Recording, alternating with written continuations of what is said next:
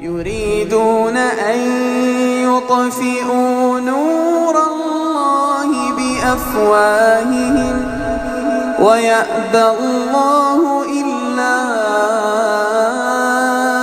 أن يتم نوره ولو كره الكافرون.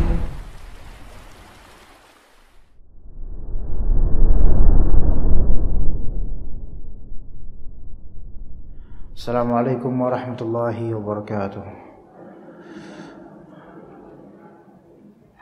Innal hamdalillah nahmaduhu wa nasta'inuhu wa nastaghfiruh wa na'udzu billahi min shururi anfusina wa sayyiati a'malina may yahdihillahu fala mudilla lahu wa may yudlil fala hadiya lahu.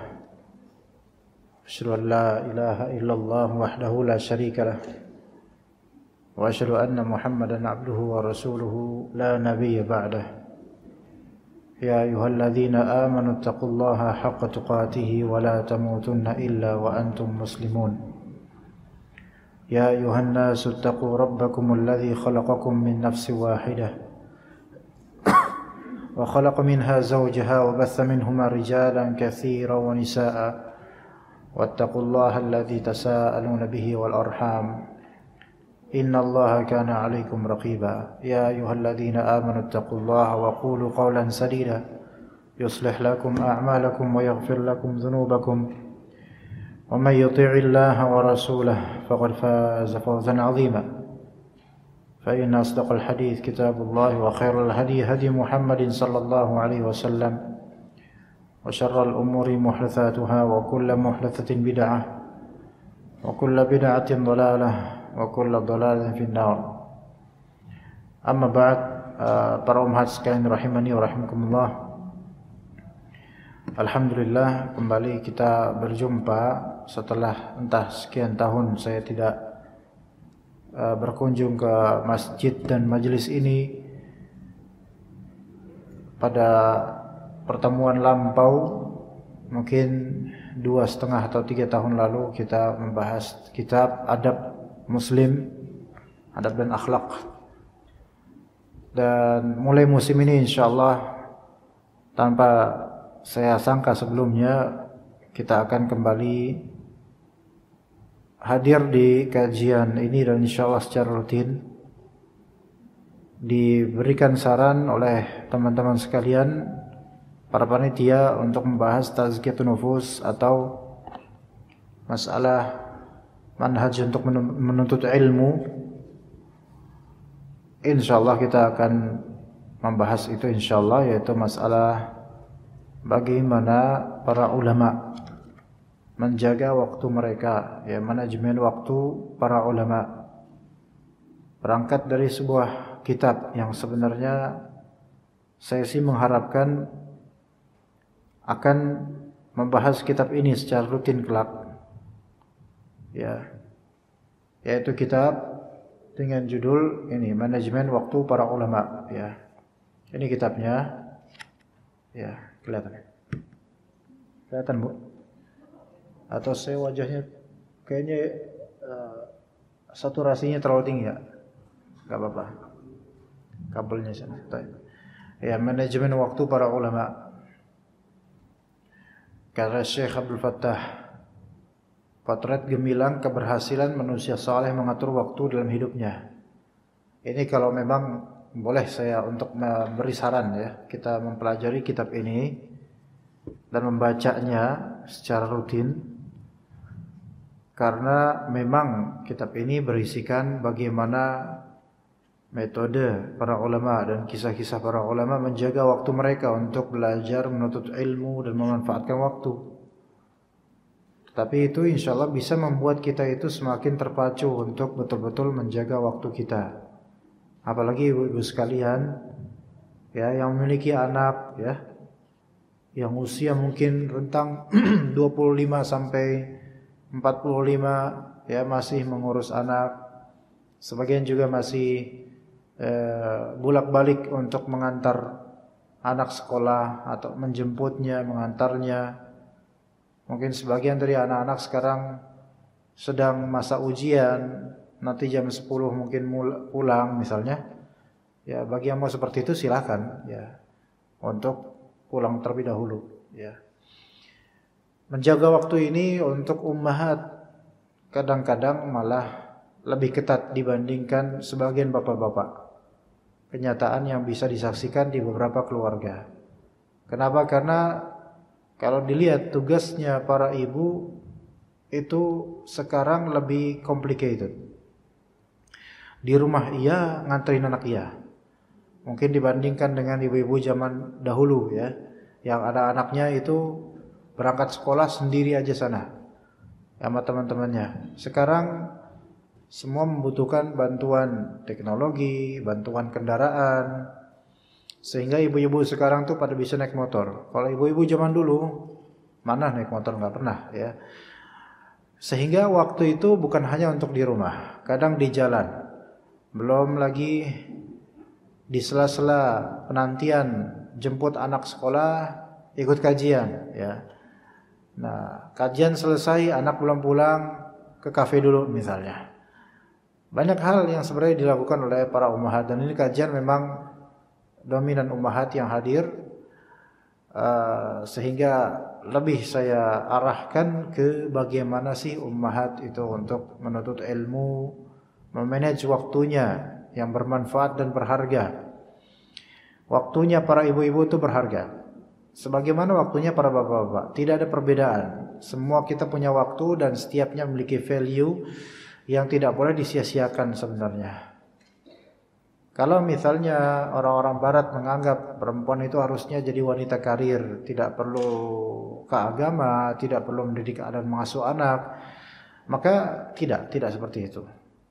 Wanita muslimah memiliki tugas yang lebih ketat sebenarnya, tapi lebih berharga, lebih mulia, dan lebih berefek untuk dunia dan akhiratnya. Maka umat sekalian, kita akan membahas di sini, entah secara tematik atau secara pembacaan kitab, saya merujuk pada kitab Manajemen Waktu Para Ulama. Ya, supaya mindset kita terhadap waktu itu lebih baik lagi, karena selain waktu kita itu lebih ketat karena pekerjaan lebih banyak, tugas lebih banyak, amanah juga lebih banyak.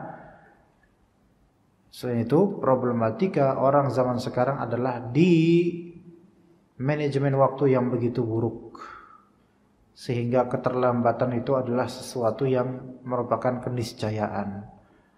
Apalagi Indonesia dikenal dengan jam karet ya. Kalau nggak terlambat nggak haji gitu. Malah orang bakal kaget kalau tepat waktu. Ya itulah kita ya umat sekalian. Baik, saya akan bacakan terlebih dahulu beberapa tulisan dari penulis sebagai muqaddimah.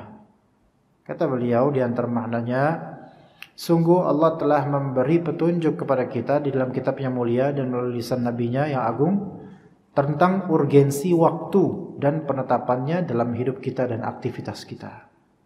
Dia telah menetapkan kepada kita beberapa hukum syar'i dan memberi batasan waktu-waktu pelaksanaannya, serta memperingatkan kita dari sikap meremehkan dan melampaui batas ketetapan waktu tersebut. Dalam hal itu Allah Ta'ala telah memberikan pengajaran dan pendidikan kepada kita untuk selalu mengatur segala aktivitas kita dan melaksanakannya dalam ketetapan waktu yang telah ditentukan. Sebelum kita masuk ke dalil-dalilnya, kalau kita melihat orang sibuk, ya, orang sibuk ini maksudnya punya banyak aktivitas, menghasilkan atau memproduksi karya atau benda atau kreasi yang tidak semua orang bisa melakukannya. Maka kita akan takjub terhadap orang seperti ini. How can he do that? Gitu. Bagaimana bisa dia melakukan hal seperti itu? Kalau kita melihat para ulama, mereka mengkaryakan kitab-kitab begitu tebalnya dan Masya Allah, dulu belum ada internet, belum ada komputer, belum ada teknologi seperti sekarang. Dulu hanya berdasarkan risalah-risalah yang tercecer, buku-buku yang usang, dan ketepatan serta kebaikan ingatan. Namun dengan itu mereka bisa mendokumentasikan ilmu sebegitu rimbunnya di kitab-kitab karya mereka, yang ternyata zaman sekarang pun tidak bisa dilakukan oleh ulama manapun dengan sebegitu hebatnya. Padahal sekarang sudah pakai teknologi, tinggal pakai keyword search, keluar semua. Tapi ternyata tidak seotentik dan tidak seindah karya-karya ulama zaman lampau. Pertanyaan kita, bagaimana mereka bisa melakukan itu? Ya. Kita melihat beberapa ummahat yang memiliki anak-anak lebih dari 2, 3, 4, 5 dan seterusnya. Dan ternyata anak tersebut mereka berpakaian rapih. Mereka teratur dalam melakukan aktivitas sekolah mereka, liburannya mereka. Dan kalimat mereka juga tertata dengan rapih. Siapa ibunya? Itu yang kita tanya. Kok bisa dia melakukan itu? Sebenarnya manusia itu bisa melakukan hal-hal atau memproduksi hal-hal yang kita itu takjub akannya, bisa. Kita pun bisa. Dan kunci paling pertamanya ternyata adalah time management, yaitu manajemen waktu. Itu kunci pertamanya untuk masalah keduniaan dan bahkan masalah belajar. Time management. Ya. Orang-orang sekarang itu kan informasi datang membludak dari segala arah, dari semua penjuru, dari segala website.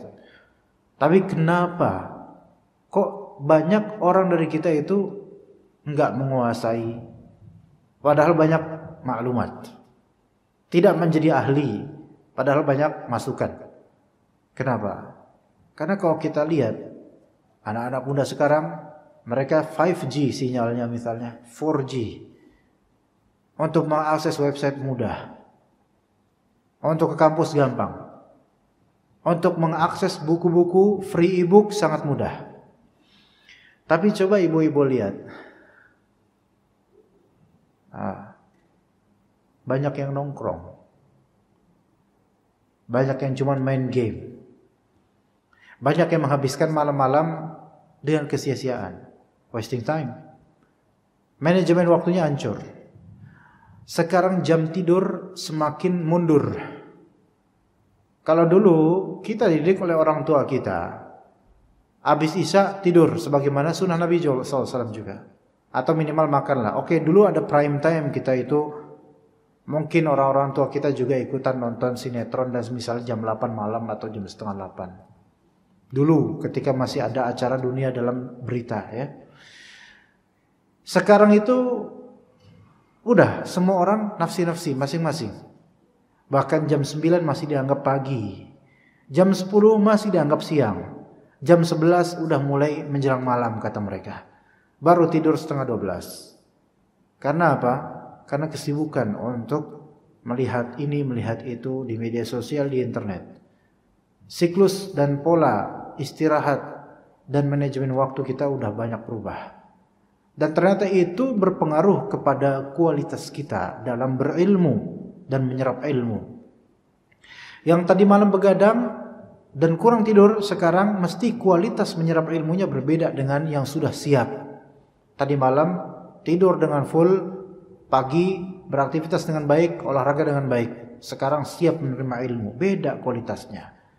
Berarti poin pertama dari keberantakan banyak dari ilmu di benak kita itu diantaranya adalah yaitu manajemen waktu yang sangat kurang dan perlu diperbaiki.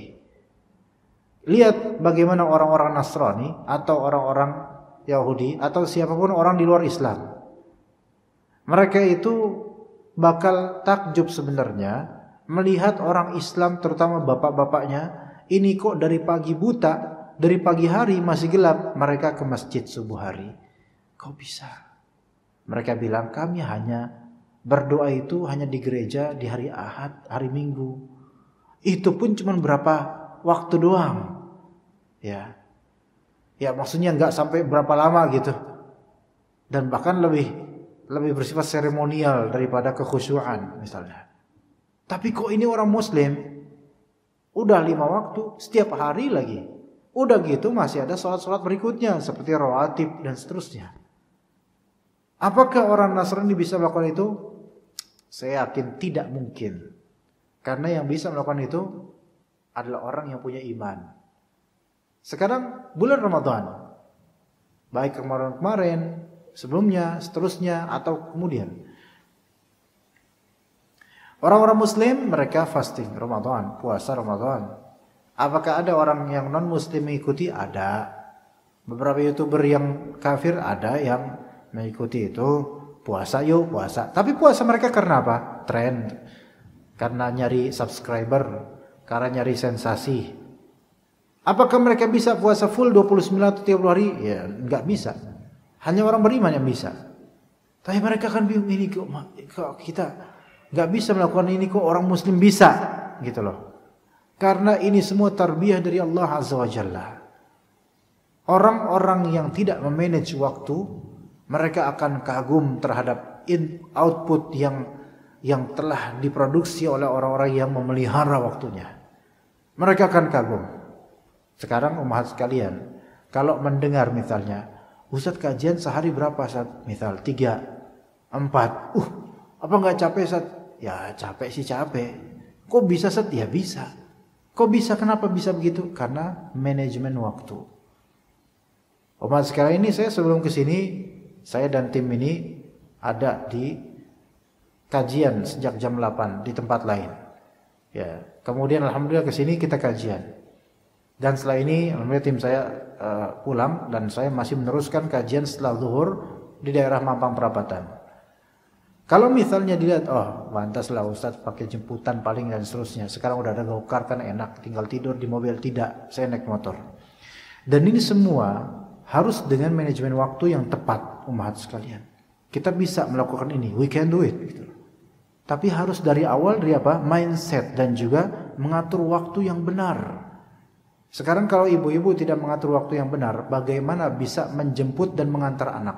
Mengantar dan menjemput anak.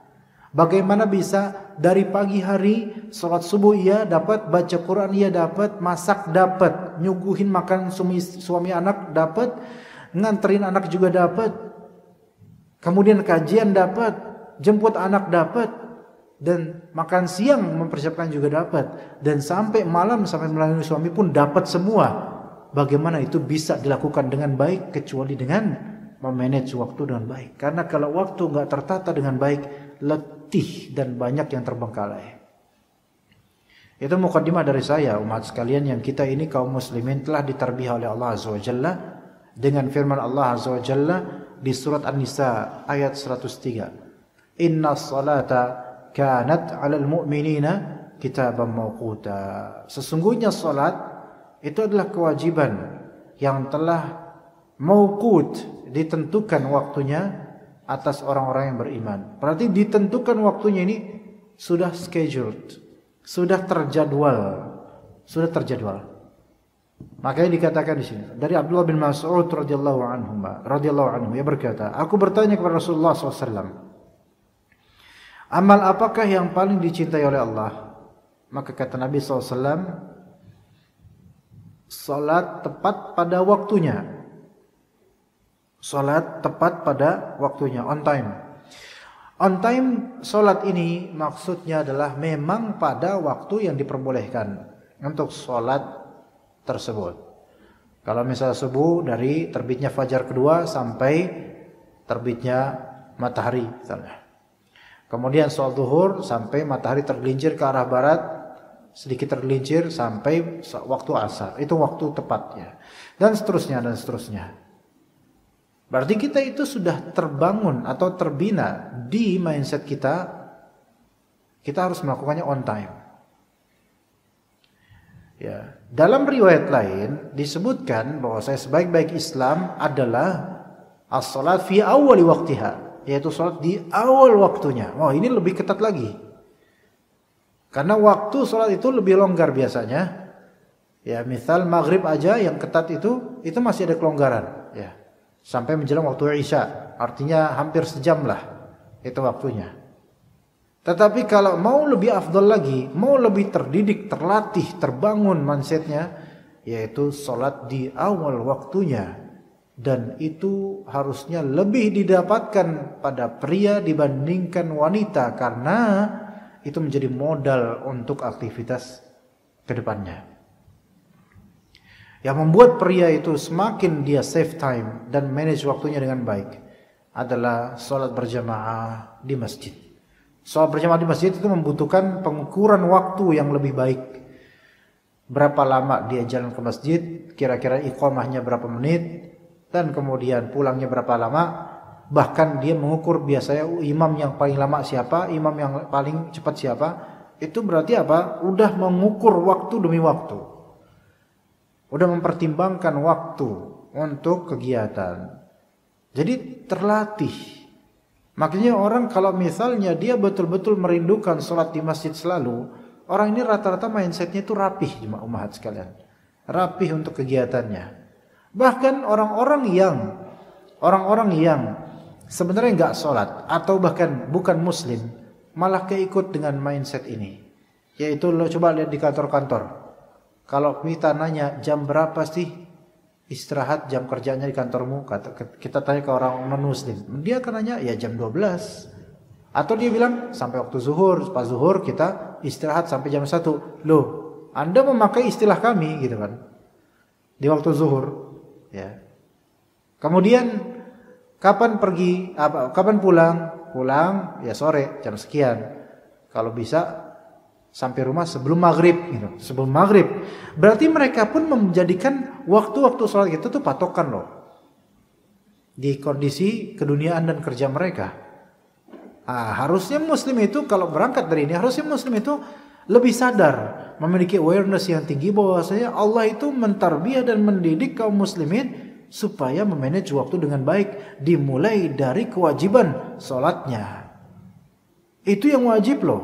Sekarang yang sunnah pun juga banyak peraturan-peraturan dan ketepatan waktu yang diinginkan oleh Allah dan Rasulnya.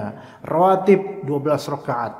Itu kita pertimbangan waktunya. Sebelum subuh 2 rakaat, sebelum zuhur 4 rakaat, setelah zuhur 2 rakaat, setelah maghrib 2 rakaat, setelah isya 2 rakaat. Kemudian salat duha, salat syuruk bagi yang bisa. Salat duha ketepatan waktunya juga, berapa jumlahnya. Kemudian salat malam sebelum tidur, bahkan Rasulullah SAW mengatakan, jadikanlah akhir salat kalian sebelum tidur ya, akhir salat kalian jadikan salat witir. Artinya di antara sunnah Nabi SAW, silahkan yang mungkin khawatir kebablasan tidur sampai subuh, dia dianjurkan sebelum tidur dia salat dulu salat witir. Nah seperti ini tarbiyah dari Allah, tarbiyah dari Rasulullah, tarbiyah dari syariat Allah dan Rasulnya. Salat dikerjakan secara berulang-ulang oleh seorang muslim dan muslimah dalam sehari semalam yang wajib sebanyak 5 kali.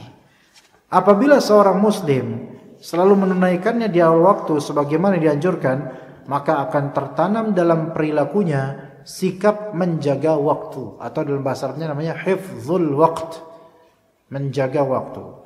Cermat dalam mengatur, ya, memanage waktunya, dan sangat perhatian terhadap penetapan waktu bagi setiap aktivitasnya. Yang hal itu akan mengantarkan kepada tujuannya yang lebih sempurna. Makanya orang yang punya persiapan itu biasanya orang yang mempertimbangkan waktu. Dan orang yang tergesa-gesa biasanya orang yang meremehkan waktu. Biasa begitu, ya. Dari sini nampaklah bagi kita sebuah hikmah yang mendalam, yakni mengapa Allah Ta'ala dan Nabi SAW mengkhususkan penyebutan solat di antara sekian banyak beban kewajiban yang telah ditentukan waktunya. Hal itu karena solat memang dikerjakan secara daily life, secara berulang-ulang, repetitif, setiap hari, sebanyak 5 kali bahkan. Dan dalam waktu singkat, perilaku orang yang melakukan solat akan terhiasi dengan sifat cermat dalam mengatur waktu dan dalam mengerjakan semua aktivitas sesuai dengan waktu yang telah ditentukan secara ideal. Sehingga sikap itu akan menjadi kebiasaan dan watak yang permanen dalam perilaku dan kehidupannya. Kenapa orang muslim kok bisa tahan untuk bangun subuh? Karena ada sisi religiusitas dia untuk bangun subuh. Itu yang mendukung seorang muslim tuh bisa bangun jam segitu. Bahkan sebelum subuh, sisi religiusitasnya membuat dia bangun sebelum subuh untuk tahajud. Masya Allah. Jadi Jadi untuk kita manage waktu itu harus ada latar belakang faktor pendukung. Yang terbaik adalah religion, yaitu agama yang mana itu berkisar pada pahala dan dosa. Sebagian dari pecinta bola, penikmat sepak bola, mereka rela untuk mengalarmkan diri mereka bahkan sebelum dari mulainya pertandingan. Jam 2 pagi, ya, jam 2 pagi atau dini hari. Dia alarmin 10 menit sebelum itu karena untuk persiapan buat bikin kopinya dan seterusnya. Padahal itu hanya untuk dunia, nonton bola. Tapi mereka rela untuk bangun jam segitu. Berarti ada faktor, ada latar belakang, ada pendukung dan motivasi untuk bangun jam segitu. Dan mereka khawatir kalau kelewatan. Akhirnya jam 1.50 alarm. Jam 2.00 di alarm juga. Jam 2:10 di alarm juga 3 kali itu. Yang mana itu tidak terwujud pada alarm HP-nya untuk sholat subuh. Allah musta'an. Maka orang ketika manage waktunya itu ada faktor keduniaan belaka, maka enggak bernilai.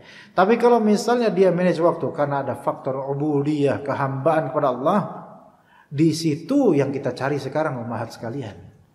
Anda mempersiapkan sarapan itu pahala besar. Ramadan itu umat mendulang pahala yang besar sekali. Kenapa? Karena merekalah yang sudah merelakan diri bangun untuk mempersiapkan sahur. Suaminya masih bergetar di kasur dengan ngoroknya. Sementara istrinya dari jam 2 sudah siap-siap. Udah cetak-cetek ya kompor gas. Wah, ternyata mati kompor gasnya. Harus keluar ke warung. Alhamdulillah ada warung yang buka. Lihat di situ. Harus melewati jalan-jalan gelap. Demi apa? Demi makan, demi mempersiapkan makanan buat anak dan suaminya. Masya Allah. Ada umat yang nggak bisa ini, mepet waktu, akhirnya ke warteg terdekat. Beli makan di warteg. Ngelihat waktunya, waduh, bentar lagi nih mau subuh nih. Lihat. Terlatih untuk itu umat ini. Ya. Tapi semua itu bukan hanya sebatas dunia. Melainkan ada sisi religiusitas dan ukhrawi yang dicari. Ya, jadi kita berjuang untuk save time dan managing time itu bukan semata-mata selesai di dunia, tapi ada hisab dan penilaian Allah di hari akhir nanti. Berbahagialah umat sekalian, ya. Itu baru tadi saya sebutkan kronologi di subuh hari. Bagaimana lagi dengan memberikan sarapan, kemudian nganterin anak ke sekolahan, jemput anak, nungguin anak yang masih TK. Kan mungkin kalau TK biasanya 1 jam ya sekolahnya ya. Nungguin anak di depan sekolahan atau di depan kelasnya sambil ngobrol sama umat lain. Kalau ngobrolnya bagus sih oke. Kalau ngobrol gibah ini baru masalahnya. Nah ngobrol ya, kenalan sama umat lain. Ya. Pulang kemudian dan seterusnya. Bahkan umat ini juga bukan hanya saving time yang betul-betul dibebankan padanya, saving money juga, ya, menjaga uang suami, menjaga uang belanja dan seterusnya itu juga perlu manajemen. Tapi saya bukan orang yang pakar di hal itu, ya, manajemen uang, ya itu ada sendiri orang yang bisa bicara tentang itu.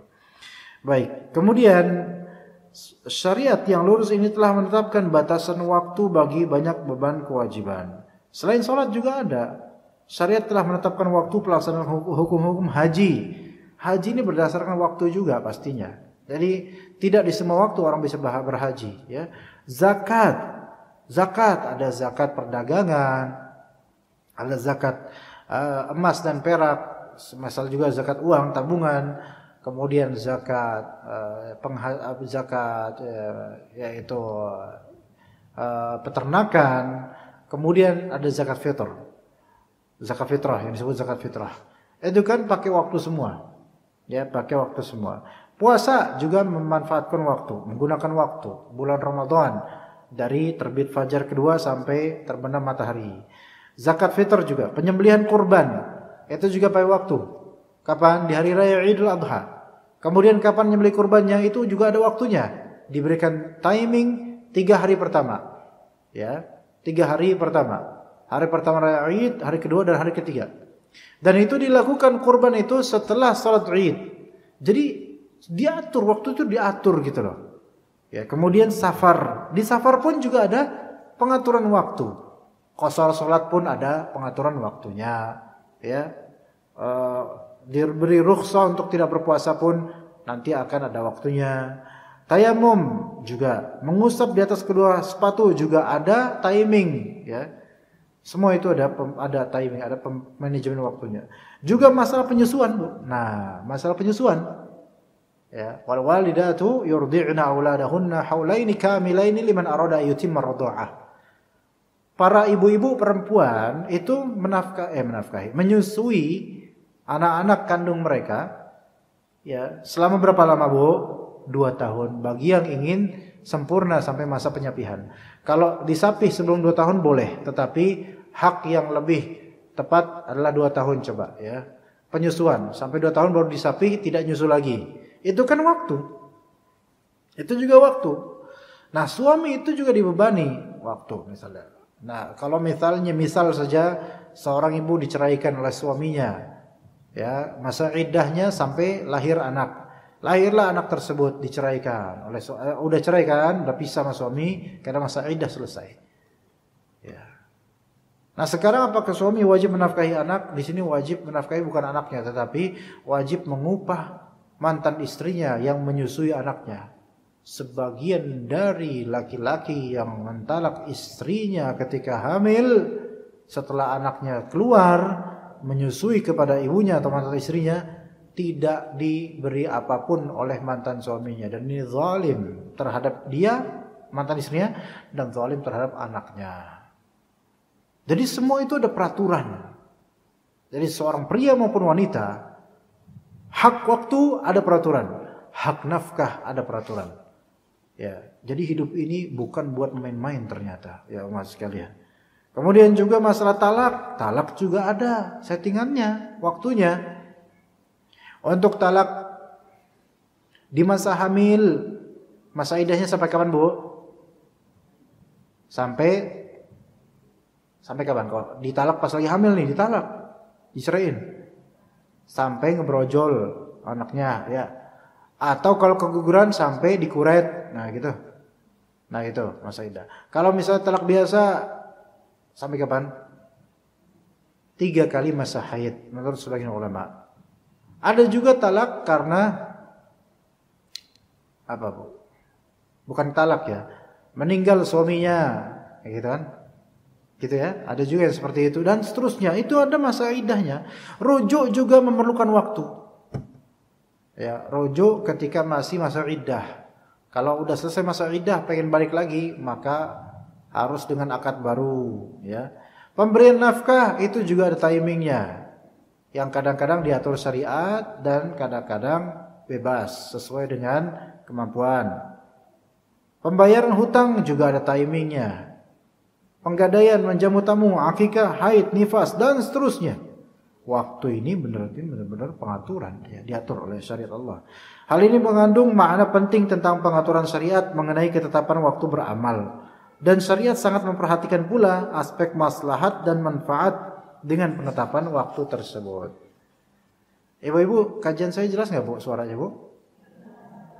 Bahasa saya oke kan, normal kan? Oke, saya kelihatan normal nggak, Bu? Alhamdulillah. Alhamdulillah. Enggak, speednya udah standar, oke? Speednya, oke, nggak terlalu lambat, nggak terlalu cepat, oke. Mayoritas umat Islam hari ini telah melalaikan petunjuk Islami yang tepat bagi mereka ini yang telah ditetapkan oleh syariat yang agung.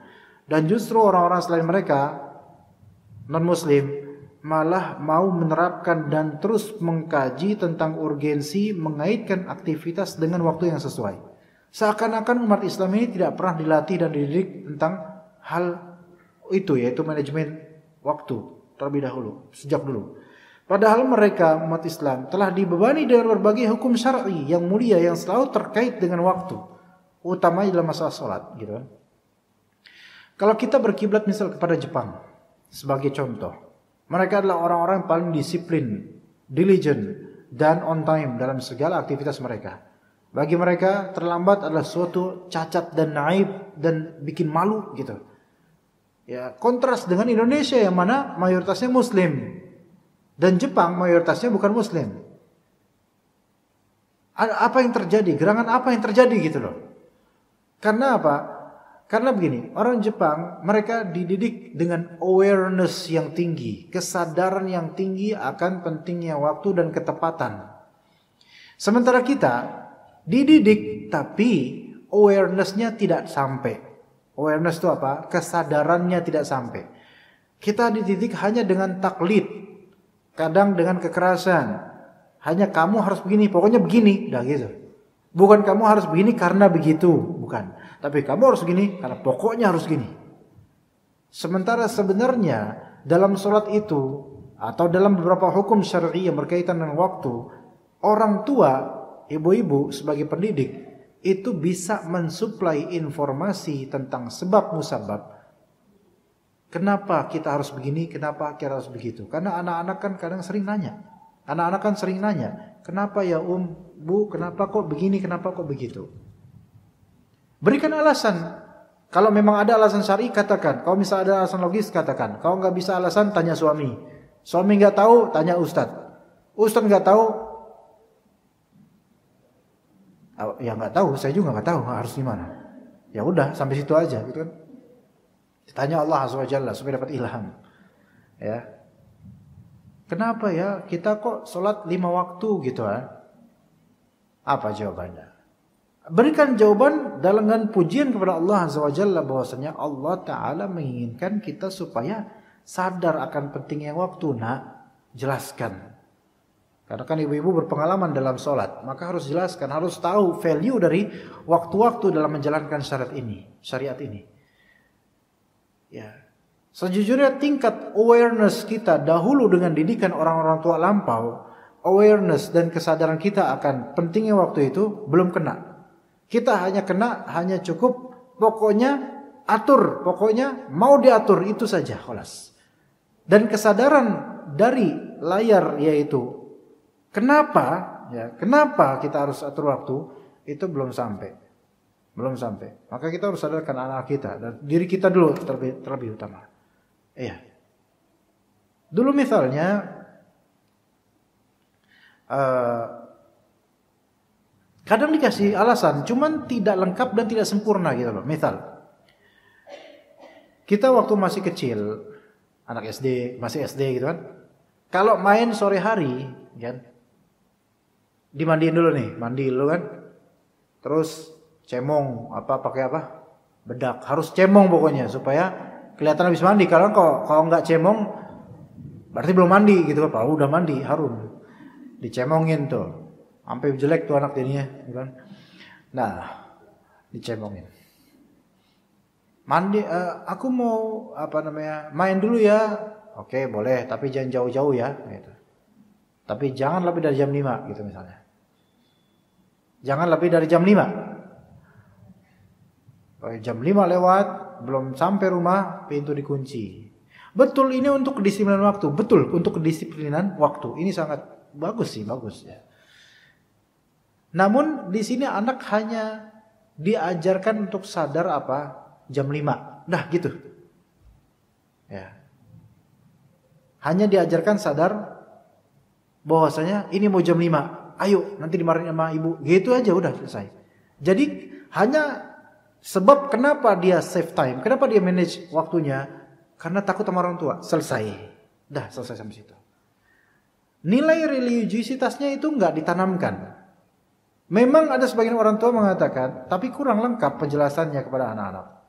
Jam 5 harus pulang. Kalau belum mandi dari jam 5. Sebutkan sisi tazkiyatun nufus di situ. Nah, kamu harus taat sama orang tua. Kamu harus taat sama Allah. Karena jam 5 itu mendekati waktu maghrib. Waktunya kita sholat. Ya, waktunya kita sholat. Nanti habis maghrib tadarusan kamu di musola gitu. Nah ini mulai bagus, mulai pendekatan bahwasanya kita itu hamba Allah. Ini nilai yang banyak belum ditanamkan oleh orang tua kepada anak-anak. Kesadaran Bahwa saya waktu ini adalah tanggung jawab kita di hadapan Allah, gitu loh. Ya, tadarusan. Oke, maghrib ketat ini ibu-ibu nih. Sayangnya, bapak-bapak dan ibu-ibu, maghrib diperketat untuk anak-anaknya, tapi tidak berlaku untuk pengetatan di 4 sholat lainnya.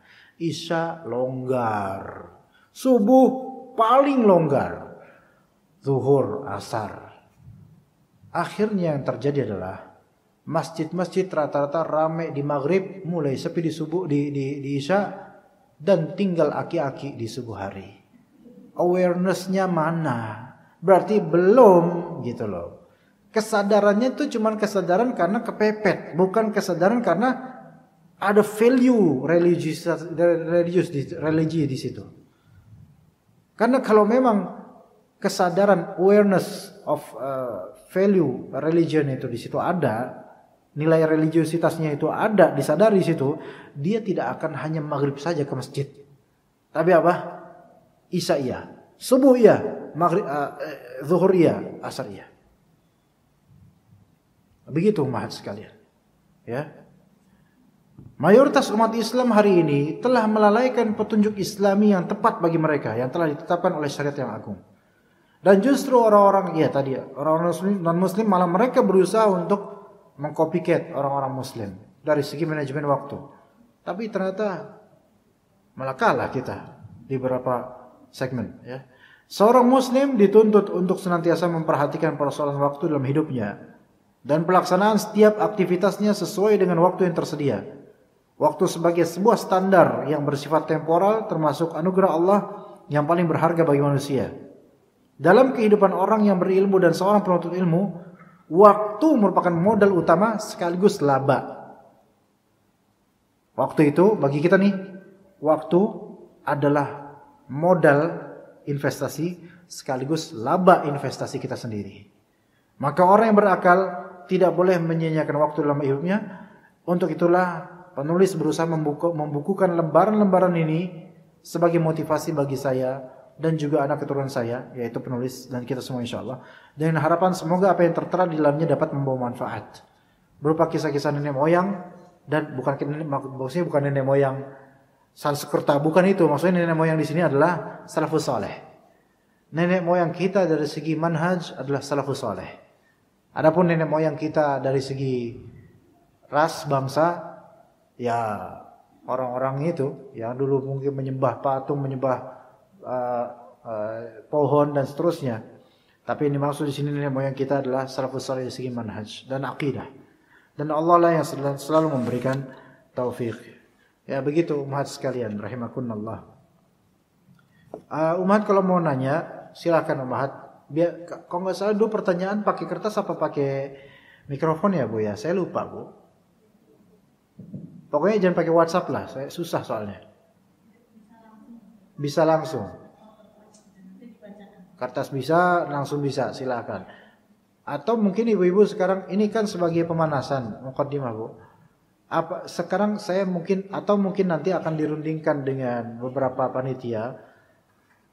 Memang saya menyarankan kita membaca buku ini baru muqaddimah saja, maksudnya belum sampai betul-betul inti dari buku dan kisah-kisahnya, masih panjang, ya.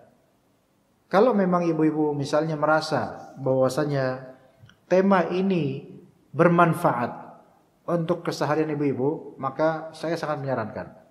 Tapi kalau misalnya dirasa setelah diskusi sama teman-teman ummahat bahwasanya tema ini tema yang maksudnya kurang diminati atau maksudnya bukan prioritas gitu, maka silahkan nanti kita diskusikan lagi. Hanya saja sejujurnya tema tentang ini tema yang jarang. Buku ini buku yang jarang disadari oleh teman-teman kaum muslimin di Indonesia ini. Padahal problem kita yang terbesar diantaranya adalah manajemen waktu yang agak keropos. Ya itu aja saran saya. Ibu-ibu mau bertanya di sesi tanya jawab, apapun pertanyaannya di bidang apapun dipersilahkan. Walaupun tidak sesuai dengan tema itu dipersilahkan, asal dengan syarat tidak membicarakan person. Ya. Maksudnya person di sini tokoh atau siapa, tidak, gosip dan misalnya. dan tidak bersinggungan dengan politik apapun gitu. Saya tidak menerima pertanyaan seperti itu, tolong umat ya. Karena itu tidak ada kaitannya dengan kajian dan juga itu bukan urusan kita deh gitu ya Bu ya. Urusan kita itu bagaimana membimbing diri kita dan juga anak-anak kita dalam konteks kajian ini. Begitu umat sekalian. Apakah ada yang mau bertanya mungkin? Maybe, saya bilang maybe bukan baby Bu ya, maybe ya. Apa ada yang mau bertanya mungkin? Sementara belum. Baik, kita lanjutkan dulu di halaman-halaman berikutnya, ada halaman 29. Masalah betapa pentingnya waktu. Dikatakan oleh penulis Hafizah rahimahullah, yang maknanya tema sederhana ini memiliki cakupan makna dan pembahasan yang banyak dan sangat penting, sehingga menarik untuk diperbincangkan. Waktu memiliki nilai urgensi bagi para filosof. Selain itu juga bagi para pebisnis. Businessman itu mereka semakin sukses, harusnya mereka itu semakin padat. Ya. Maksudnya padat di sini padat pikiran dan padat kegiatan harusnya ya. Meeting ini, meeting itu dan seterusnya. Harus punya manajemen waktu yang kadang-kadang dimanage oleh manajernya, asistennya gitu ya. Petani itu juga penting waktu bagi mereka. Musim-musim harus mereka ketahui. Perubahan cuaca harus mereka ketahui. Pekerja di sektor industri juga, tentara, politikus, pemuda, orang tua, penuntut ilmu, ulama. Semua itu butuh manajemen waktu. Saya ingin lebih memfokuskan perbincangan seputar nilai urgensi waktu bagi para penuntut ilmu dan para ulama saja. Dengan harapan semoga itu bisa mensupport semangat orang-orang yang memiliki tekad yang kuat di kalangan pemuda kita, para penuntut ilmu. Ya anggap aja ibu-ibu masih muda Bu ya. Walaupun disebut sini pemuda, kita pengen semua muslim, bukan hanya pemuda saja. Saat ini semangat para penuntut ilmu melemah, kata beliau. Ini beliau menulis di tahun kisaran 70-an, 1970-an dahulu atau 60-an dahulu. Saat ini semangat para penuntut ilmu melemah. Orientasi orang yang bersungguh-sungguh mulai mengendur. Orang itu tipikalnya macam-macam. Ada orang yang betul-betul dirijen, bersungguh-sungguh. Nah, tapi orientasinya kadang-kadang mengendur gitu. Tujuannya mengendur gitu. Sehingga luntur sungguh-sungguhnya. Dan orang-orang yang membara semangatnya dalam menggeluti ilmu semakin langka. Ya. Orang-orang yang membara semangatnya dalam menggeluti ilmu semakin langka. Dan ini fenomena yang terjadi sekarang. Bukan hanya di kalangan orang-orang biasa kayak kita. Di kalangan ustadz pun iya. Agak langka untuk mendapatkan ustadz yang betul-betul konsentrasi di ilmu tuh langka Bu sekarang. Langka dalam artian dipersentasekan itu malah banyak yang mulai tergiur dengan fulus. Tergiur dengan bikin pesantren ini. Bikin proyek ini. Bikin ini, bikin itu, travel ini, travel itu. Yang sebenarnya itu awalnya memang niatannya ya, membimbing, pengen ini, pengen kebaikan. Tapi karena sudah mencium dolar dan rupiah, maka mulai orientasi berbeda. Sehingga nggak sibuk lagi dengan ilmu. Sehingga pembahasannya itu aja dari zaman jebot sampai zaman kapan tahu. Ya.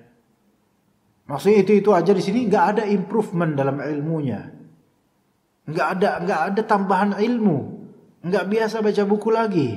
Mulai bukunya itu lebih disukai rayap dan kecoa, ya. Mereka lebih suka kepada bukunya dibandingkan ustadznya, pemiliknya. Ini happening Bu, fenomena sekarang. Saya di bidang dakwah, jadi saya tahu gitu loh. Sehingga luntur semangat membara untuk betul-betul menuntut ilmu. Itu dari segi ustadznya. Dari segi kalangan umum, jemaah ikhwan dan akhwat, ya dari secara umum, jemaahnya. Sejujurnya Bu, rasakan perbedaannya sebelum pandemi dengan sekarang. Dulu itu sebelum pandemi kan kita ketemu COVID itu. Apa ibu-ibu rata-rata alumni COVID nggak Bu? Alumni? Kalau alumni sama, saya juga alumni juga Bu, alhamdulillah. Bahkan saya nggak tahu udah berapa kali itu kena COVID. Dulu sebelum COVID, 2019 kan Covid mulai 2020 Maret April itu mulai geremet itu. Nah 2019, 2018, 2017 itu tuh fase tahun-tahun di mana banyak orang-orang yang baru kenal sunnah, kenal kajian, itu hunting kajian sana sini. Betul nggak Bu? Sehingga dibuatlah itinerary kajian-kajian Jabodetabek. Wah itu banyak loh ummahat dan akhwat, terutama yang belum menikah, itu yang seperti lebah kemana-mana, dari bunga ke bunga lainnya. Pertama istiqomah, nanti zuhur ada lagi di Istighosah misalnya. Ini istiqomah, itu masjid Istighosah. Hah? Apa Pak? Ada 3 kajian di Al-Fatah. Iya. Ini Bapak Ade termasuk nih. Pak Ade yang hadir juga termasuk sampai sekarang masih menjadi lebah. Alhamdulillah. Iya. Ya. Dulu banyak yang berperan sebagai lebah gitu loh. Dari bunga ke bunga lainnya. Nah sekarang malah banyak yang jangkrik sekarang banyak ya. Lompat sana lompat sini, nggak jelas lompatnya, tetap aja ke tanah-tanah, nggak pernah ke majelis ilmu, tapi lompatnya di coffee shop, Alfamart, di situ aja lompat-lompatnya. Kok dulu itu 3 tahun sebelum pandemi itu puncak-puncaknya banyak dari mereka euforia, betul-betul semangat untuk ke kajian demi kajian. Satu hari bisa 4 kajian. Memang itu awal-awal nggak apa-apa kayak gitu, tapi jangan gitu terus, harus fokus ya. Ya, ketika itu semangat mereka, hunting kajian istilahnya tuh. Sampai berangkat subuh, pulang maghrib malam. Bahkan sebagian dari akhwat gitu loh. Kadang-kadang satu grup ya, 4 orang, 4 akhwat jalan bareng sana sini. Nanti berpisah karena Allah, bertemu karena Allah, berpisah karena Allah, Masya Allah. Sekarang sejujurnya yang seperti itu enggak sebanyak dahulu kala. Berarti himmah ini berkurang sebenarnya. Karena sudah mencicipi, ada Gimit, ada Zoom, ada sekarang para ustadz sudah mulai pada bikin channel YouTube. Ya, saya itu bikin channel YouTube tahun 2014, Bu. Waktu itu masih sendiri-sendiri banget itu ngurusnya. Sekarang alhamdulillah, walaupun subscribe-nya dikit, ya, maksudnya dibandingkan dengan beberapa ustadz lainnya, Masya Allah. Dan mungkin saja ibu-ibu nggak nge-subscribe YouTube saya. Makanya mulai sekarang tolong subscribe, jangan lupa like dan komennya. Jangan lupa share Bu ya. Sebanyak-banyaknya di grup-grup WhatsApp. Ya. Nah, perbedaan ketika itu kita lebih suka kemana-mana. Jadi jam segini kemana, jam segini kemana, jam segini kemana. Sekarang dipermudah memang. Ada YouTube lah. Sehingga apa? Bebas mau nonton kapan aja. Berarti waktunya itu tidak ditentukan kapan. Berantakan jadinya. Berantakan. Maka ibu-ibu sekalian, kita ini jangan kendor lah. Ayo nuntut ilmu terus. Kalau memang gak bisa ke majelis ilmu karena ibu-ibu ya banyak urusan, tetap harus punya betul-betul kajian-kajian baik online maupun offline yang selalu diikuti, Bu. Ya. Nah, orang-orang yang membara semangatnya dalam menggeluti ilmu semakin langka, baik dari kalangan atas yaitu dai-nya atau kalangan bawah yaitu awamnya. Sehingga matilah kecerdasan dan menjadi jayalah kemalasan dan kebodohan. Iya. Disebabkan hal itu maka yang muncul adalah fenomena kelemahan dan ketertinggalan di barisan orang-orang yang menggeluti ilmu dan juga kualitas karya-karya mereka. Ya. Jujur aja Bu, dulu itu ummahat dulu tahun 2000 awal-awal sebelum 2010 dulu tuh. Mana mereka itu kenal dengan selfie, foto-foto, enggak Bu. Sekarang itu Masya Allah harus selfie. Diperparah dengan ustadznya yang mencontohkan itu. Ustadznya udah hobi selfie. Cekrek digeri cekrek. Ketemu sama orang cekrek. Mau di Ustaz, foto dong Ustaz. Ayo foto bareng. Ya salam. Ini seperti ini kemunduran. Makanya kata mereka guru kencing berdiri, murid kencing maraton, lari murid. Di atas gerbong bahkan kencingnya. Ya. Kita harus mencontohkan ummahat yang sudah lama mengaji, ajak yang baru mengaji untuk ayo kita yuk jaga waktu kita. Ya.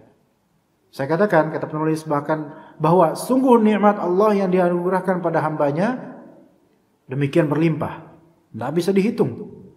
Tak mungkin bagi manusia untuk menghitungnya dan memahami hakikatnya. Hal itu karena saking banyaknya nikmat itu, terus menerus dan begitu mudahnya diberikan. Silih berganti nikmat Allah dilimpahkan dan pengetahuan manusia tentang nikmat itu sangat beragam. Maha benar Allah yang Maha Agung ketika Allah berfirman, "Wa in ta'uddu ni'matallahi la tuhsuha. Innal insana la dzalumun kaffar." Dan jika manusia menghitung nikmat Allah, maka tidaklah dapat kamu menghitungnya. Sesungguhnya manusia itu sangat zalim dan sangat mengingkari. Jika engkau bermaksud menghitung nikmat Allah, niscaya tidak dapat engkau menghimpun seluruh nikmat Allah. Sesungguhnya manusia itu sangat zalim dan sangat mengingkari atau suka berbuat zalim dan suka kufur nikmat. Ya begitu umat sekalian materi untuk hari ini insyaallah. Saya mau kasih contoh di antara cerita ya. Di antara cerita nih, para ulama bagaimana mereka spending their time, menghabiskan waktu mereka. Salah seorang murid Imam Nawawi, yaitu Abdul Hasan bin Al-Attar mengatakan, Syekh Muhyiddin ini artinya Imam Nawawi maksudnya. Imam Nawawi pernah mengungkapkan bahwa setiap harinya beliau membaca 12 pelajaran di hadapan para syekhnya beserta penjelasan dan pensahihannya. Jadi one day, satu hari itu berapa? 12 lessons. 12 pelajaran satu hari. 12 mata pelajaran. Ya, yaitu 2 pelajaran dalam kitab Al-Wasit yang membahas tentang ilmu fiqih, 1 pelajaran dalam kitab Al-Muhadzab membahas fikih juga, 1 pelajaran dalam Al-Jam' Baina Sahihain tentang ilmu hadis, 1 pelajaran dalam Sahih Muslim, 1 pelajaran dalam Al-Luma' karya Ibnul Jinni tentang nahwu, 1 pelajaran tentang kitab Islahul Mantiq tentang ilmu bahasa, 1 pelajaran tentang sharaf, terus kemudian tentang usul fiqih menggunakan kitab Al-Luma' karya Ibnu Ishaq Asy-Syirazi dan kitab Al-Muntakhab karya Fakhruddin Ar-Razi. Ya, 12 pelajaran dalam satu hari. Itu daily life-nya kayak gitu. Ya, dan itu pun betul-betul menulis beliau itu. Merevisi, menulis, memberi catatan, ta'liq, komentar dan seterusnya terhadap apa yang dia dengar. Kemudian ada juga cerita lain umat sekalian. Kisah lain dari yang tertuturkan di kitab ini dan banyak kisah-kisahnya, banyak sekali kisah-kisahnya nanti insyaallah. Ya. Kata Ibnul Jauzi, ini bila lagi Ibnul Jauzi, ya. Kata beliau, saya akan bercerita kepada kalian perihal diriku. Saya tak pernah merasa kenyang untuk menelaah buku. Bila saya mendapatkan sebuah buku yang belum pernah saya temukan sebelumnya, maka seolah-olah saya tengah mendapatkan harta karun. Sekarang buku mulai kurang cetakannya. Bahkan Gunung Agung sudah tutup. Ya. Suatu ketika saya pernah menjumpai daftar buku yang diwakafkan kepada Madrasah An-Nizamiyah yang memuat sekitar 6.000 jilid buku itu di tahun kisaran 500-an Hijriah umat sekalian. 500-an dan 600-an Hijriah. Sekarang 1400 Hijriah. Satu madrasah, sekolahan, pesantren ketika itu Nizamiyah di daerah Ibnul Jauzi itu ada wakaf sekitar 6.000 jilid buku. 6.000 jilid ya, di masa itu. Yang mana di masa itu tidak ada elektronik seperti sekarang. Artinya orang kalau mau kopas itu harus ditulis ulang di lembaran. Dulu kayak gitu. Dulu kayak gitu. Jadi dulu tuh ada pekerjaan namanya nusakh. Orang-orang disebut nusakh, para tukang menyalin manuskrip. Itu dulu ada sendiri pekerjaannya. Dulu toko buku, pedagang buku merangkap sebagai pengkopas buku, dia tulis ulang.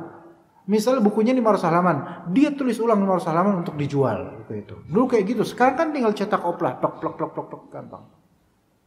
Mungkin kalau orang dulu zaman beliau melihat sekarang nangis mungkin mereka. Ya Allah. Enak banget ya zaman ini. Bahkan saya merasakan kepahitan itu, Bu. Saya dulu mengajar English course di tahun 2009 sampai 2012 saya mengajar kursusan bahasa Inggris. Kita masih pakai cara konservatif, cara lama. Dengan menulis di papan tulis, tulisan-tulisan. Tugas dan tulisan-tulisan. Satu papan tulis besar itu saya tulis dari awal sampai akhir dengan whiteboard. Dengan marker, dengan spidol. Saya tulis sampai selesai. Murid saya lupa namanya. Alhamdulillah saya lupa namanya. Itu apa, Bu? Tiba-tiba dia ngeluarin handphone. Bentar ya mister ya, tak foto dulu. Cekrek. Bengong saya. Kamu nggak bawa pulpen? Ada mister, sini. Nggak ditulis. Enggak lah, cukup dipoto aja. Sakit hati saya di situ. Sampai sekarang sakit hatinya, Bu. Artinya sekarang mudah banget itu loh. Tapi kenapa dengan mudahnya itu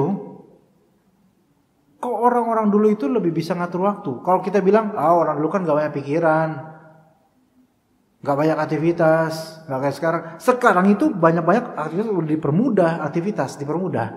Tapi kok berantakan ya sekarang? Ya berarti apa di sini? Waktu, manajemen waktunya. Type 6.000 jilid buku. Di antara buku-buku 6.000 itu terdapat buku-bukunya Abu Hanifah, Al-Humaidi, buku-bukunya Syekh Abdul Wahab Al-Anmati, Ibn Nasir, Abu Muhammad Al-Khashab, buku lainnya banyak saya temukan. Sekiranya saya katakan, kata Ibnu Jauzi, bahwa saya telah membaca 20.000 jilid buku, tentu jumlahnya lebih banyak dari itu. Kayaknya lebih dari 20.000 jilid buku telah saya baca. Dan itu bukan novel, bukan komik mah 15 menit selesai. Bukan, tapi buku, kitab, ilmu. Bahkan setelah itu saya masih ingin mencari lain lagi, lebih dari itu. Dengan menelaah buku-buku, saya mendapatkan banyak informasi tentang peri kehidupan para salaf, ketinggian cita-cita dan perhatian mereka, kualitas ibadah mereka, dan pencapaian beragam ilmu mereka yang tidak diketahui kecuali oleh orang yang mengkaji dan menelaah sirah salaf.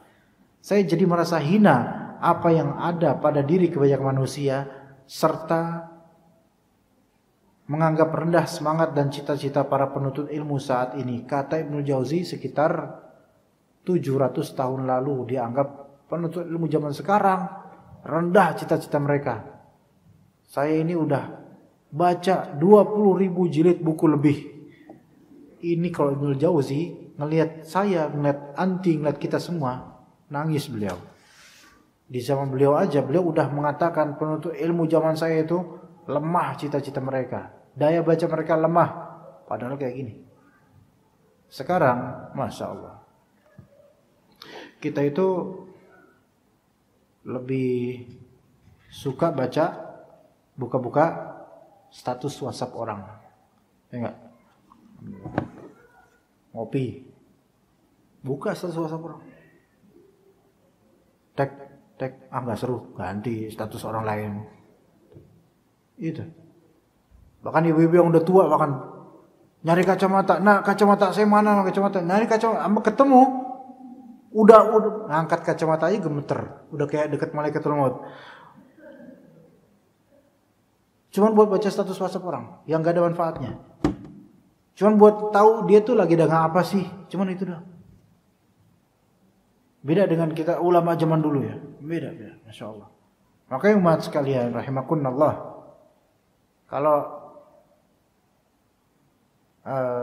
Kalau kita mau hati kita lebih terjaga, sebenarnya kita nggak perlu tahu banyak orang, nggak perlu tahu banyak urusan orang, dan orang nggak perlu tahu banyak urusan kita. Gitu. Kalau kita mau terjaga hatinya. Karena gini, kita tahu banyak urusan orang, bikin hati kita tersibukkan dengan urusan orang, padahal urusan sendiri banyak yang belum beres.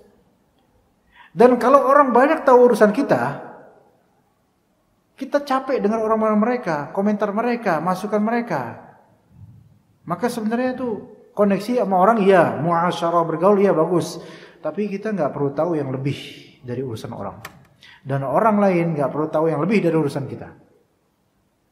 Itu lebih selamat. Artinya kita nggak perlu banyak-banyak buka status WhatsApp orang dan nggak usah banyak bikin status WhatsApp yang tidak penting ya. Adapun kalau dagangan mungkin itu ma'isyah. Adapun kalau cuman ini aku lagi di mall ini loh, itu kan memperkeruh hati kadang-kadang. Iya. Baik hati kita atau hati orang lain. Orang lain membacanya iri misalnya. Kita yang men-share-nya takjub, ya. Ya, ini lagi di lo, semua aktivitas dibeberkan di status WhatsApp. Orang itu nggak perlu banyak tahu tentang aktivitas kita, dan kita nggak perlu banyak tahu tentang aktivitas banyak orang, karena kita udah banyak amanah dan beban yang perlu kita tunaikan. Itu yang wajib dulu dah, gitu. Ya begitu umat sekalian. Ada pertanyaan umat? Rahimakumullah. Silakan. Ya silakan. Waalaikumsalam. Kapan waktu terbaik untuk belajar atau pekerjaan yang telah kapan waktu terbaik untuk belajar atau pekerjaan yang telah dicontohkan para calon suami? Ya. Baik. Insya Allah ada nanti di sini pada waktunya. Tapi saya simpulkan, saya ringkas saja. Para ulama mereka hampir sepakat bahwa waktu terbaik untuk membaca Al-Quran dan murajaah adalah di waktu tahajud setelah tidur malam, sebelum subuh. Itu waktu terbaik untuk murajaah, menghafal dan baca Al-Quran. Ya, itu satu. Kedua, sebagian ulama mengatakan bahwa waktu terbaik untuk membaca atau murajaah ini waktu yang kedua. Prime time yang kedua, yaitu sebelum tidur.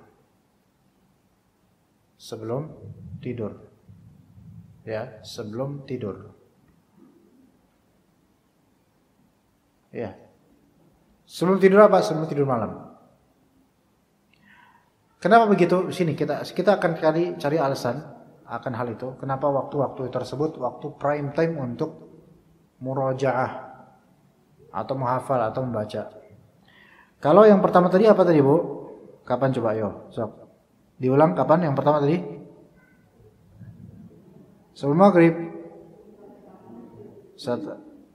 Selagi salat ya di waktu-waktu tahajud lah, waktu-waktu sepertiga terakhir malam. Ya. Itu bisa dilihat di ayat ke-6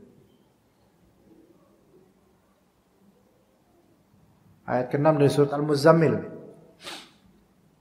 Untuk yang pertama ayat ke-6 dari surat Al-Muzammil.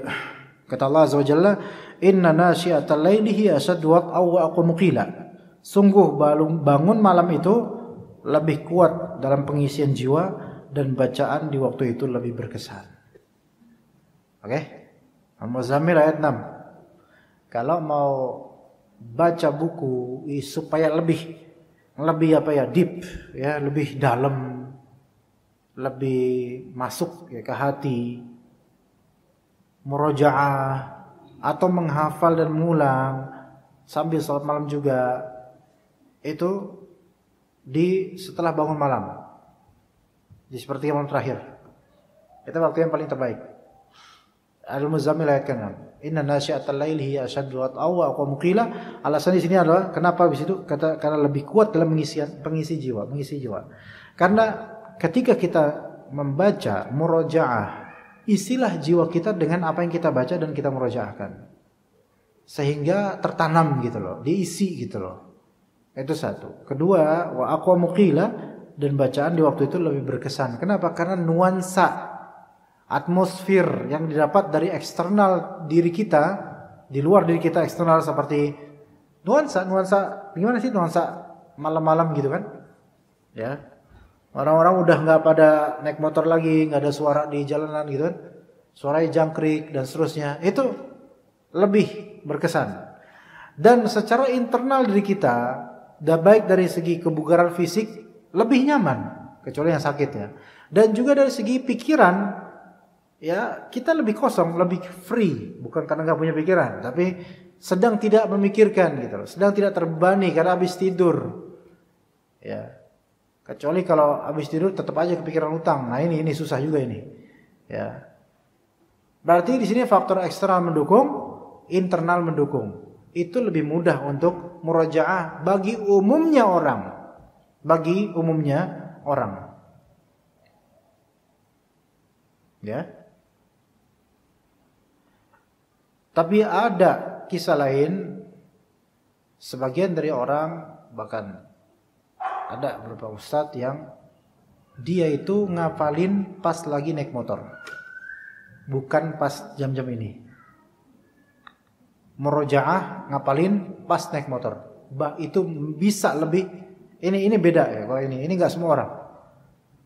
Yang tadi nggak hafal bisa hafal karena mendengarkan program yang diulang-ulang, ayat diulang-ulang, sambil dengerin sambil naik motor, sampai bisa hafal berjus-jus dan ngapalnya seluruhnya di atas motor. Ada yang seperti itu. Ya. Ini sifatnya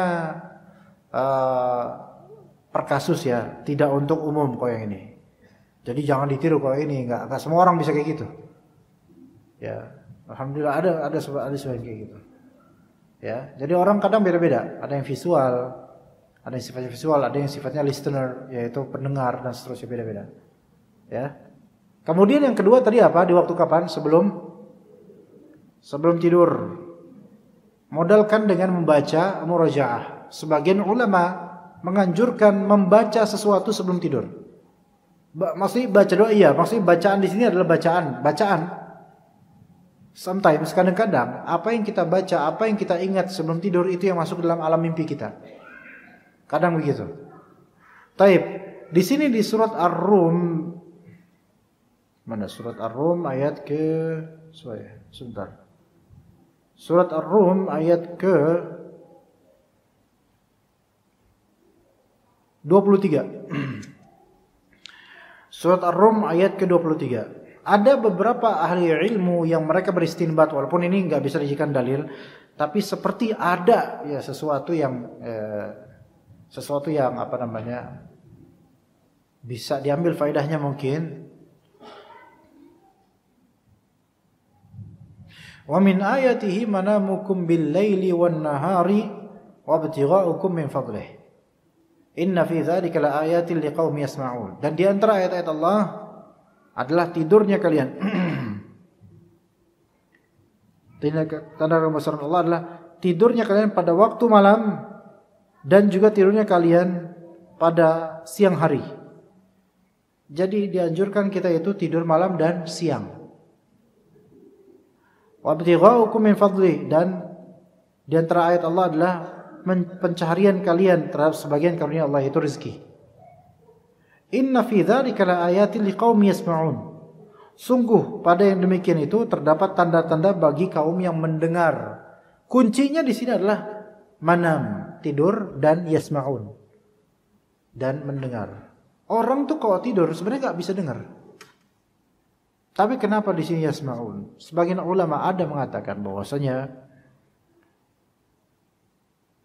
pendengaran sebelum tidur itu sangat penting. Ya, sehingga dianjurkan untuk memperdengarkan diri dengan ayat-ayat Al-Qur'an sebelum tidur. Murojaah. Ini bukan sunnah ya, bukan sunnah. Maksudnya jangan dikatakan di antara sunnah Nabi adalah murojaah sebelum tidur. Enggak. Anda enggak mengatakan begitu. Hanya Anda menghikayatkan sebagian ulama menempatkan sebelum tidur itu waktu yang bagus buat murojaah atau menghafal. Dengan mereka pakai ayat ini. Kenapa di sini ada sama' pendengaran? Karena murojaah kita memperdengarkan diri dan kemudian kita tidur. Maka itu bagus kata sebagian ulama. Yang artinya belajar sebelum tidur gitu loh.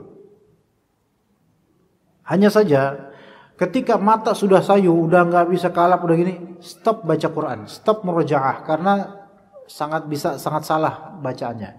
Jadi bukan dalam ketika udah hampir ketiduran, kalau ketiduran jangan baca Quran. Tapi masih mau tidur, tapi belum menuju tidur. Baca Quran dulu. Itu, atau baca buku, atau hal-hal yang penting yang bermanfaat yang bisa dia ingat. Itu 2 spot itu, coba di 2 spot itu, ya. Sebelum tidur, terutama sekali yang pertama tadi apa? Iya, setelah tidur malam. Nah, sebelum tidur ini baik tidur siang atau tidur malam. Ya, baik. Begitu Ibu ya.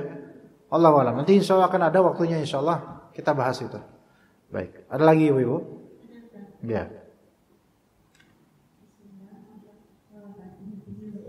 Apakah waktu sholat isya lebih baik diakhirkan? Kita ibu yang sholatnya di rumah, apakah sebaiknya disegerakan atau menunggu agak malam dan batas waktu isya sampai jam berapa? Ya. Sebelumnya apakah ada pertanyaan lain setelah ini? Biar saya itu perkirakan mau jawab panjang apa pendek. Kalau jawab pendek kan saya tinggal ya, tidak, gitu doang. Hah? Tidak ada ya? Oh, ada lagi.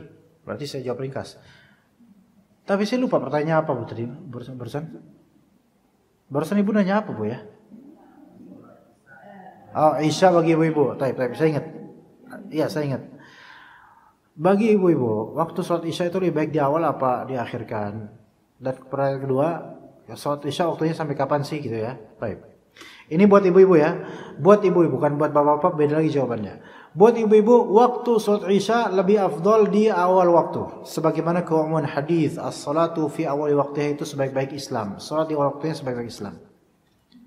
Kalau ibu bertanya, kok itu Rasulullah aja kadang sholat Isya diundur? Pahami konteksnya. Rasulullah SAW kenapa kadang mengundurkan sholat Isya di sepertiga malam pertama? Sepertiga malam pertama, ya. Kenapa? Karena beliau melihat di waktu Isya sudah mulai, para sahabat itu masih belum banyak yang berkumpul. Maka beliau nunggu sampai mereka banyak berkumpul baru sholat Isya. Oke? Adapun konteksnya kalau ibu-ibu itu nggak ada kaitannya dengan itu. Maka kembali ke track awal, yaitu sholat di awal waktunya itu lebih afdal. Begitu ibu-ibu ya. Bukan ditunda. Ditunda sah tapi tidak afdal. Bahkan sekarang bapak-bapak pun sholat di awal waktu Isya itu lebih afdal. Kenapa? Karena jemaahnya adanya pas awal waktu Isya. Gak mungkin di Masjid Istiqomah imamnya nunggu jemaah banyak lah. Mungkin nanti jam 9 jemaahnya pada baru datang. Ya malah gak datang jemaahnya. Zaman udah beda, tata cara mindset orang beda. Makanya Isya sekarang lebih afdal di awal waktu. Adapun Nabi SAW mengundur Isya itu lebih afdal. Kenapa? Karena jemaahnya belum pada datang kalau jam segituan, jam awal-awal Isya. Makanya ditunggu oleh Nabi SAW. Dan ketika itu, zaman itu tidak ada banyak urusan memang. Malam hari gak banyak urusan. Gitu ya. Taib. Kemudian sampai kapan waktu sholat Isya? Khilaf di antara ulama. Perbedaan pendapat di antara ulama. Dalam mazhab Syafi'i itu ada yang disebut prime time. Waktu yang afdal.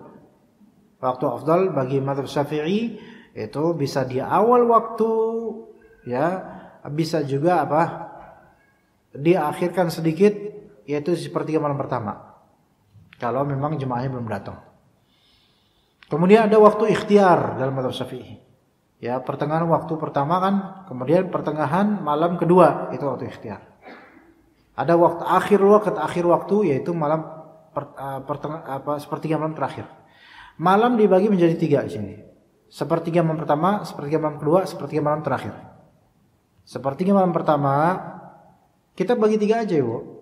Malam itu kan dari maghrib sampai subuh, kisaran 10 jam setengah, kalau nggak salah. Betul nggak? Maka 10 jam setengah dibagi 3 jam, 3 jam setengah, 3 jam setengah sekitar itu. Maka kalau maghrib jam 6, berarti 10 malam pertama itu adalah jam 9.30 paling akhir. Oke. Separuh malam kedua jam 9.30 sampai jam 1-an atau jam setengah 2 atau sekitar itu. Sepertiga malam terakhir ketiga yaitu dari jam setengah 2 sampai subuh. Begitu, atau jam 1 sampai subuh. Sebagian ulama mengatakan bahwa waktu Isya itu terbatas sampai sepertiga malam pertama karena Nabi SAW tidak pernah sholat Isya melewati sepertiga malam pertama. Dan pendapat ini sebenarnya lebih bagus, lebih benar. Ya, walaupun kita nggak berani juga mengatakan bahwa yang sholat Isya jam 1 malam itu tidak sah, kita nggak berani mengatakan begitu. Tapi yang lebih berhati-hati adalah sepertiga malam pertama adalah waktu aslinya untuk sholat isya. Oke Bu ya, jadi kalau ibu-ibu mengakhirkan jam 9 atau jam 9.30, kalau jam 10, maka itu dalam mazhab Syafi'i waktu pilihan, waktu boleh, silahkan. Tapi ada sebagian mazhab terutama Hanbali mengatakan bahwasanya itu bukan waktu isya, berarti udah keluar isya gitu. Sebagian ulama Hanbali. Begitu Bu ya. Jadi jangan di atas jam setengah 10. Itu kalau maghribi jam 6. Kalau maghribi jam setengah 7, maka jangan di atas jam 10. Salat isya-nya. Oke Bu ya.